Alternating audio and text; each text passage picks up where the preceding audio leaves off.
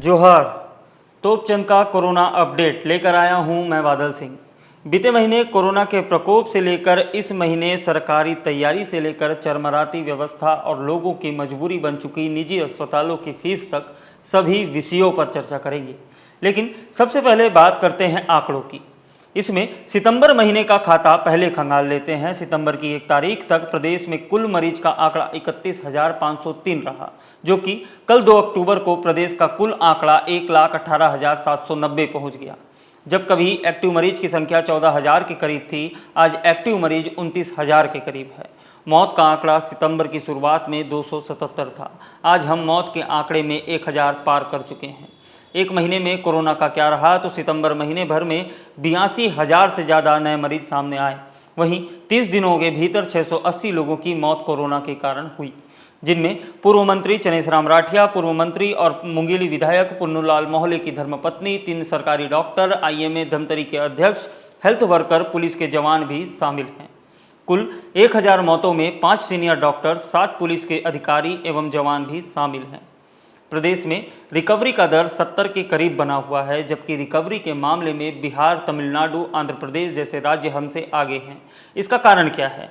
कारण है महीने भर में एकाएक नए मरीज का सामने आना। एक दिन में औसतन 2,700 नए मरीज सामने आ रहे हैं, तो रिकवरी दर घटना लाजमी है। अब बात करते हैं बंदोबस्त की। बीते बुधवार को स्वास्थ्य मंत्री TS सिंहदेव ने स्वास्थ्य विभाग की समीक्षा बैठक ली थी।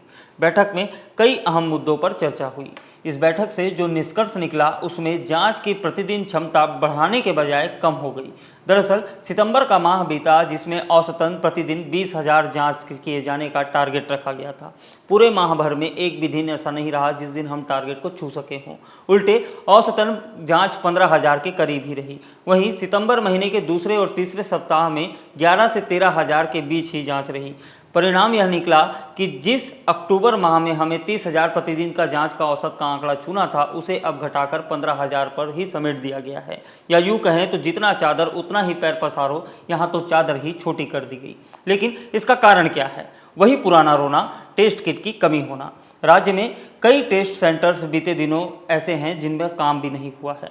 इसका दोषी कौन? केंद्र सरकार, क्योंकि अभी जो जांच चल रही है उसकी पूर्ति राज्य अपने जुगाड़ से कर रहा है। टेस्ट किट का जो हिस्सा प्रदेश को केंद्र से मिलना था, वो लाट अटका पड़ा है। बाबा ने इस महीने प्रदेश में कोरोना संक्रमण के कुल आंकड़े 2 लाख तक पहुंचने की आशंका जताई।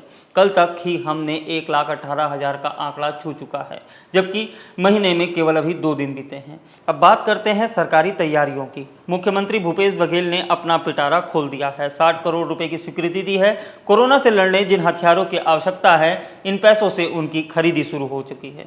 प्रदेश में सभी 9 मेडिकल कॉलेजेस में ऑक्सीजन प्लांट लगाए जाने की तैयारियां शुरू हो गई हैं। ऑक्सीजन और वेंटिलेटर युक्त बेड मिलाकर 9,000 बेड की तैयारी इस महीने रखने का टारगेट शासन ने रखा है।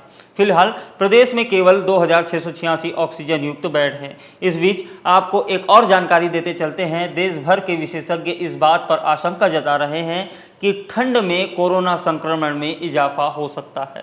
इस आशंका को अलर्ट के रूप में लीजिए। मजबूती से सचेत होकर इस दौर से हमें बाहर आना होगा। इधर देश अनलॉक पर अनलॉक होता जा रहा है। देखते देखते अनलॉक 5.0 आ गया। 15 तारीख से थिएटर, मल्टीप्लेक्स भी खुलेंगे। 100 लोगों से ऊपर की भीड़ वाले आयोजनों की अनुमति भी मिलने लगेगी। स्कूल, कोचिंग संस्था का निर्णय राज्य सरकारों के भरोसे छोड़ा गया है। इधर प्रदेश के शिक्षा मंत्री डॉक्टर प्रेमसाय सिंह टेकाम ने भी अपना रुख साफ कर दिया है। बिना माता पिता के सहमति बच्चों पर स्कूल आने का दबाव नहीं बनाया जाएगा और स्कूल खोले जाने से पहले प्राचार्य, शिक्षकों की भी राय ली जाएगी। स्कूल खोलने का फैसला 20 तारीख के बाद ही होना है। शिक्षा मंत्री ने खुद यह माना कि प्रदेश में फिलहाल स्थिति अनुकूल नहीं है। उन्होंने यह भी साफ किया कि यदि स्कूल खुले तो ऑनलाइन शिक्षा बंद नहीं होगी, व्यवस्था यथावत रखी जाएगी। अब बात करते हैं सीरो सर्वे की। छत्तीसगढ़ में संक्रमण की स्थिति को देखते हुए हर्ड इम्यूनिटी यानी सामूहिक प्रतिरोधक क्षमता का पता लगाने के लिए राज्य सरकार सभी जिलों में सीरो सर्वे कराने की तैयारी में है। इसके लिए Indian Council of Medical Research Bhubaneswar branch को पत्र भी लिखा गया है।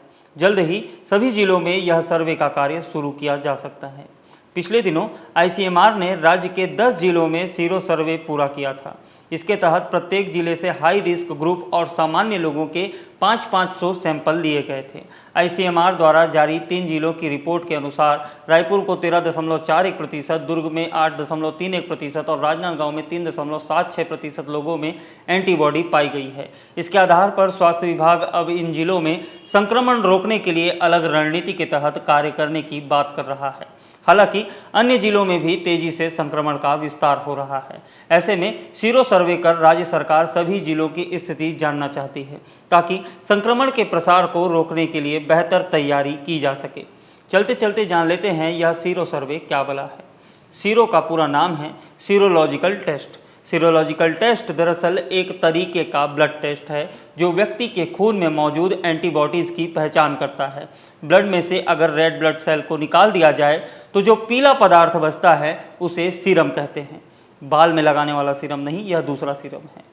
इस सीरम में मौजूद एंटीबॉडीज़ से अलग अलग बीमारियों की पहचान के लिए अलग अलग तरीके का सेरोलॉजिकल टेस्ट किया जाता है।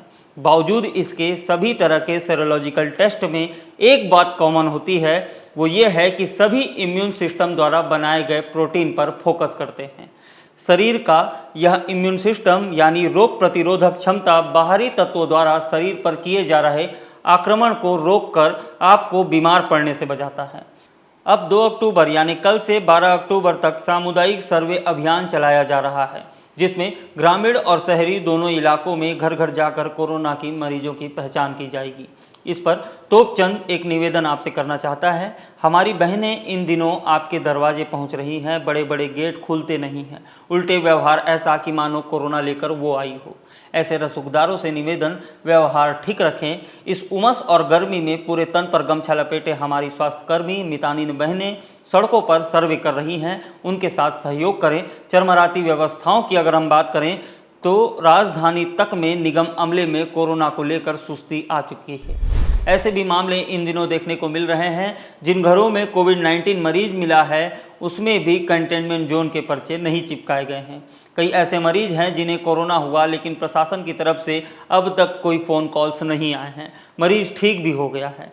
ब्लीचिंग पाउडर छींटना, सैनिटाइजिंग के नाम पर फायर ब्रिगेड के छिड़काव का चोचला धीरे धीरे सिमटने लगा है। अधिकारी कर्मचारियों के चेहरे में थकान दिखने लगी है क्योंकि अब प्रोबेबिलिटी भी बड़ी हो चुकी है। इन दिनों 800 मरीज ऐसे भी हैं जिनका नाम, पता, फ़ोन नंबर टेस्ट में गलत लिखा हुआ है और उनकी रिपोर्ट पॉजिटिव आई हुई है। इन दिनों जांच को लेकर के भी तरह तरह की भ्रांतियां फैली हुई हैं। कहीं कहीं पर लोग सामान्य लक्षण आने के बावजूद टेस्ट कराने से बच रहे हैं, लेकिन तबीयत बिगड़ती चली जाती है और फिर स्थिति पैनिक होती है। विशेषज्ञों की सलाह है कि कोरोना टेस्ट से डरे नहीं, जांच करवाएं। होम आइसोलेशन शुरू किए जाने के बाद एक बड़ी संख्या उनकी है जो लक्षण दिखाई न देने पर घर पर ही आइसोलेट हो रहे हैं, लेकिन धीरे धीरे हालत गंभीर होती चली जाती है। यदि आप घर पर आइसोलेट हैं तो किसी विशेषज्ञ डॉक्टर से जरूर कनेक्ट रहें। कोरोना को हल्के में न लें। जरूरी नहीं कि कोरोना आपको मौत के मुंह में ही ले जाए, लेकिन आपके अंदर की ताकतों का नाश जरूर करता है। कोरोना से जंग जीतने के बावजूद लंबे समय तक आपके अंदर कमजोरी बनी होती है। जब तक कोविड का जिम्मा सरकारी हाथों में था तब तक डॉक्टर्स भगवान के रूप में पूजे जा रहे थे।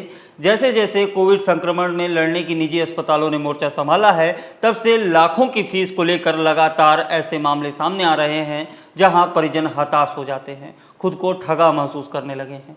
सरकार ने भी निजी अस्पतालों पर लगाम कसने लगातार प्रयास किया है, लेकिन इसका अब तक कोई असर नहीं दिखा है। प्रदेश भर से लोग अब राजधानी के निजी बड़े बड़े अस्पतालों का रुख कर रहे हैं।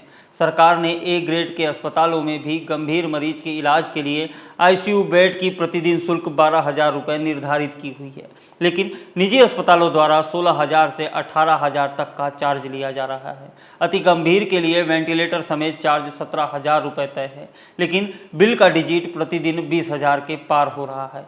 30-30 हज़ार के मेडिकल दवाइयाँ और किट लेने के लिए परिजन मजबूर हो रहे हैं। डॉक्टर्स के परामर्श का अलग चार्ज किया जा रहा है। किसी भी मरीज को 2 दिन आईसीयू में रखना मानो कोरोना का नेग हो चुका है। लोग मजबूर हैं, हताश हैं। जिनके पास कल तक ईएमआई पटाने के पैसे नहीं थे, आज वो किसी अपने की जान बचाने के लिए 2 से 5 लाख रुपए तक अस्पतालों को चुकाने के लिए मजबूर हैं और एकाएक मरीज के बढ़ने के कारण व्यवस्था चरमरा चुकी है। सरकार भी इस मामले में बैकफुट पर नजर आई, लेकिन कल ही शासन ने राजधानी के उन 28 निजी अस्पतालों जहां कोविड का इलाज हो रहा है सभी में समन्वय बनाए रखने नोडल अधिकारियों की नियुक्ति की है। निजी अस्पतालों से जुड़े कोई भी काम जैसे मरीजों को रिफ़र करवाना हो, डेड बॉडी मैनेजमेंट, शुल्क को लेकर के कोई परेशानी हो, अन्य किसी भी तरीके की यदि आपको शासन की मदद की आवश्यकता लगती है तो इन अधिकारियों से सीधे संपर्क कर सकते हैं।